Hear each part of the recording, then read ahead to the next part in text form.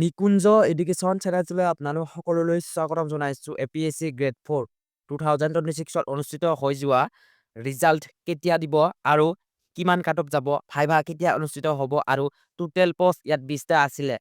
ইয়াত 20টাতকৈ অধিক আপোনালোকে ইয়াত ভাইভা দিবলৈ পাব আৰু কিমান এটা পোষ্টত কেইজন লোকে ইয়াত ভাইভা দিবলৈ পাব, গোটেইখিনি মই আপোনালোকক জনাই দিম এই ভিডিঅ'ৰ দ্বাৰা। আপোনালোকে এই ভিডিঅ'টি সম্পূৰ্ণকৈ চাওক। পোনপ্ৰথমতে মই আপোনালোকক জনাওঁ যে ইয়াত টোটেল পোষ্ট ইয়াত 20টা, ঠিক আছে। টোটেল পোষ্ট 20টা। ইয়াত SC ST OBC জেনেৰেল তেনেকৈ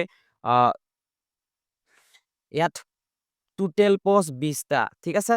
ইয়াত 20 পোষ্ট আৰু এই 20 পোষ্টত আপোনালোকক এটা পোষ্টত 5জন লোকক ভাইভা দিবলৈ মাতিব, ঠিক আছে। আপোনালোকক 5জন লোকক চিলেক্ট কৰিব, ঠিক আছে। আৰু আপোনালোকে ইয়াৰ ৰিজাল্টটো ফেব্ৰুৱাৰী বা মাৰ্চ মাহত আপোনালোকে পাব, ঠিক আছে। মই আপোনালোকক ডিটেইলছ বুজাই দিছোঁ, ঠিক আছে।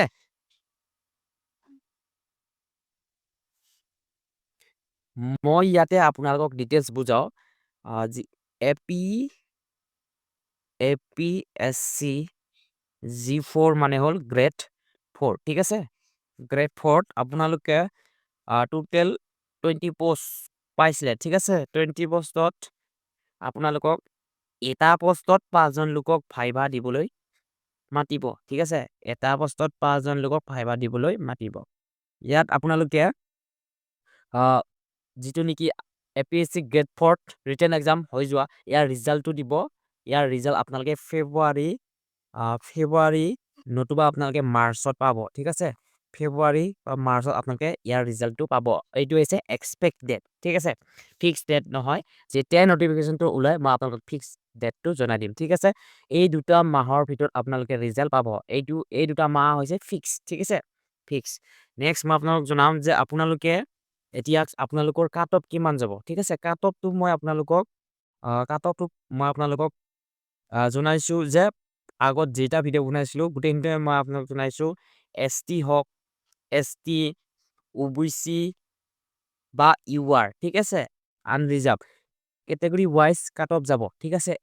SC ধৰা হ'ল 70, ST ধৰা হ'ল 65, OBC ধৰা হ'ল 80, আনৰিজাৰ্ভৰ ধৰা হ'ল 90, ঠিক আছে।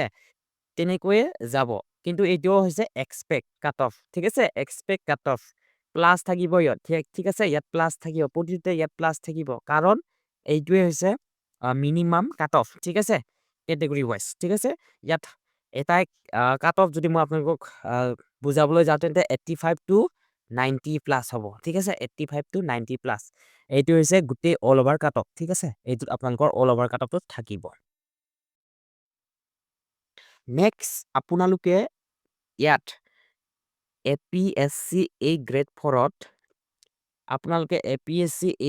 4ত ভাইভা কেতিয়া দিব বা ভাইভা কেতিয়া দিবলৈ পাব আপোনালোকে, বা আপোনালোকে কেতিয়া ভাইভা অনুষ্ঠিত কৰিব, ঠিক আছে। ৰিজাল্ট মই ক'লো আপোনালোকে জানুৱাৰী মাহটো গ'লেই ফেব্ৰুৱাৰী বা মাৰ্চত পাব, ঠিক আছে। আপোনালোকে এপ্ৰিল বা মে মাহত আপোনালোকক ভাইভা মাতিব, ঠিক আছে। ভাইভা দিবলৈ মাতিব, ঠিক আছে। আপোনালোকক এপ্ৰিল বা মে মাহত আপোনালোকক ভাইভা দিবলৈ মাতিব, ঠিক আছে। আৰু আপোনালোকৰ 2026 বৰ্ষতে আপোনালোকৰ ইয়াত আপোনালোকক জইনিঙো লেটাৰ দিব, ঠিক আছে। এপইণ্টমেণ্টো আপোনালোকক দি দিব, ঠিক আছে। আৰু ইয়াত মই আপোনালোকক আৰু এটা কথা জনাওঁ যে APSC গ্ৰেড 4 যদি আপোনালোকে এতিয়ালৈ, ঠিক আছে, এতিয়ালৈ যদি এনসাৰ কিটো চোৱা নাই, ঠিক আছে, এতিয়ালৈ যদি আপোনালোকে এনসাৰ কিটো চোৱা নাই তেন্তে আপোনালোকে এই ভিডিঅ'ৰ ডেসক্ৰিপচনত লিংকত দিয়া আছে এনসাৰ কিটো আপোনালোকে চাই ল'ব, ঠিক আছে। কিমানটা শুদ্ধ হৈছে আৰু কিমানটা অশুদ্ধ হৈছে এইটো চাই ল'ব পাৰিব। ভিডিঅ'টো ভাল পালে লাইক কমেণ্ট শ্বেয়াৰ কৰিবলৈ একেবাৰে নাপাহৰিব। ধন্যবাদ।